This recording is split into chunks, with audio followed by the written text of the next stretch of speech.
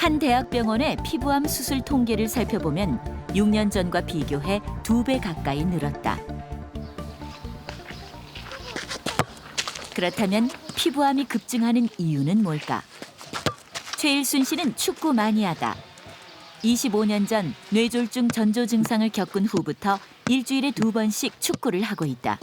제가 97년도 IMF 그때부터 그때 이제 뇌졸중 약간 전조 증상 같은 게 있어서 약간 이제 주저앉고 이랬거든요. 이래가지고는 내 명대로 못 살겠다 해서 그때 시작하게 된 거가 이제 20년 넘었죠. 25년 되죠. 예.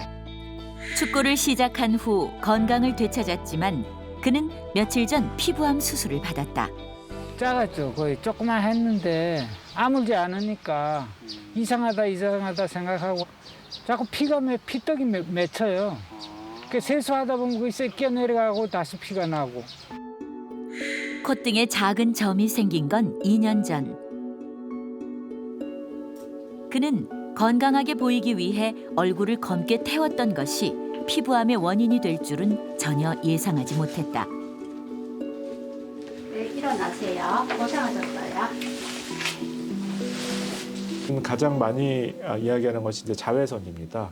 강한 햇빛을 짧은 시간에 노출된다고 하면 기저세포암이 발생할 확률을 높인다고 되어 있습니다. 편평세포암 같은 경우에는 지속적으로 반복적으로 햇빛에 노출되는 경우에 발생한다고 되어 있어서 야외에서 오랫동안 근무하시는 분들이라든지 농사를 짓거나 여러 가지 직접적으로 햇빛에 노출되는 직업들을 갖고 계신 분들에 있어서는 조금 더 주의할 필요가 있을 것 같습니다. 수술 후 처음으로 최일순 씨가 운동장을 찾았다. 그에게는 새로운 습관이 생겼다. 외출이나 운동 전에 선크림을 바르는 것이다. 선크림은 주머니 속 필수품이 되었다.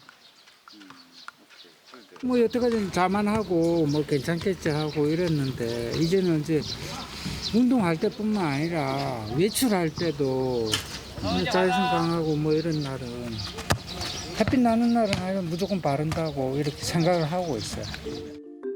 자외선은 어떻게 암을 유발할까? 자외선은 A, B, C로 나뉜다. 자외선 C는 오존층에서 차단된다. 문제는 자외선 A와 B. 파장이 긴 A는 지표면에 도달하는 자외선의 90%를 차지하고 피부 깊숙이, 진피까지 침투한다.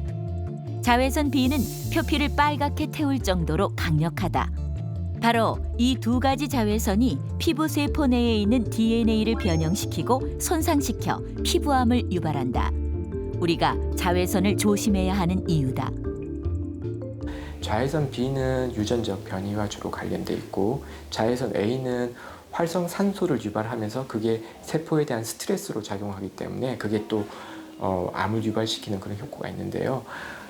전체적으로 보면 자외선 B에 의한 세포 변이가 피부암에 발생시키는 그 역할에 있어서는 더 크다고 말씀드릴 수 있겠습니다. 네. 우리가 만난 임희빈 씨는 대규모 운수회사에서 근무한다.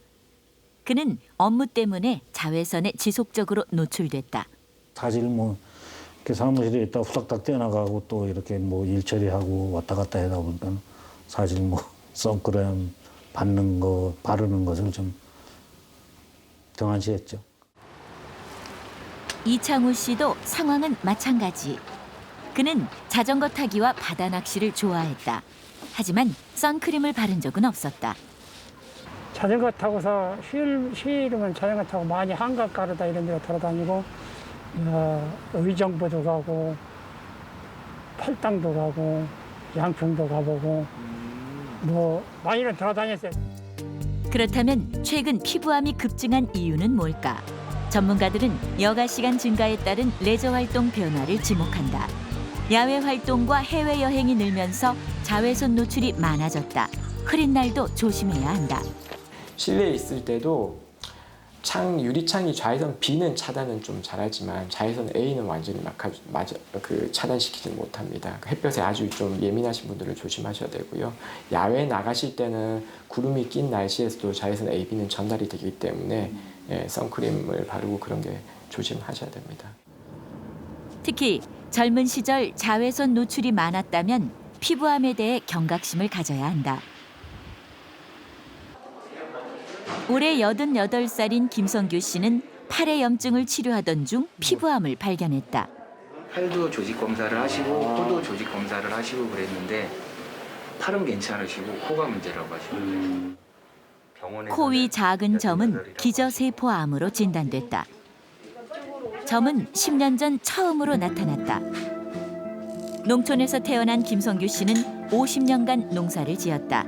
그가 강한 햇볕에 노출됐던 시기였다. 이 기저세포암은 전체 피부암의 한 60% 정도를 차지하는 흔한 그런 피부암이고요. 보통 이제 60대 이상의 어르신들한테 주로 이제 흔하고. 국내 피부암 연령별 발생 추이를 보면 50세 이후부터 급격히 증가하는 것을 볼 수 있다. 50대 이상이 피부암의 80% 이상을 차지한다. 피부암은 젊을 때부터 대비해야 한다. 젊은 시절부터 누적된 자외선은 나이가 들어 피부암으로 나타난다. 고령일수록 피부암에 잘 걸리는 이유다. 자외선이 추가적인 유전적 변이를 계속 만드는 겁니다.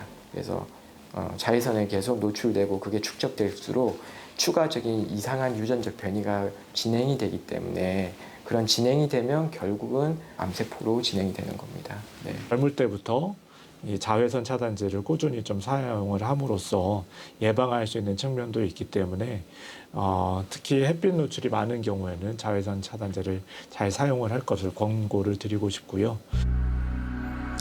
최근 인터넷에 화제가 되고 있는 영상이 있습니다. 이 제목은 선크림을 발라야 하는 이유인데요. 한번 보실까요? 선크림을 바르지 않고 1년 동안 배낭여행을 한 청년의 모습인데요. 1년 전과 1년 후의 모습이 정말 다르죠. 댓글에는 선크림이 진짜 중요하다, 왜 필요한지 알겠다 등 공감의 댓글이 많았습니다. 피부암을 걱정하는 댓글도 보이네요. 앞에서 살펴본 것처럼 자외선은 피부암을 일으키는 가장 큰 요인입니다. 그렇다면 선크림은 어떻게 발라야 피부암을 효과적으로 예방할 수 있는 걸까요? 미국 암협회에서는 자외선 차단제에 관한 몇 가지 가이드라인을 제시하고 있습니다. 먼저 자외선 차단 지수는 30 이상이어야 합니다. 특히 전문가들은 자외선 A 차단 여부를 강조하는데요. 이건 제품의 플러스로 표기돼 있습니다. 사용량은 이 정도. 손톱 한 마디 정도가 얼굴에 한 번 바르는 양입니다. 무엇보다 중요한 건 2시간마다 꼭 덧발라야 한다는 것입니다. 하지만 이렇게 선크림을 사용했더라도 너무 방심해선 안 됩니다. 자외선과 상관없는 흑색종 때문입니다.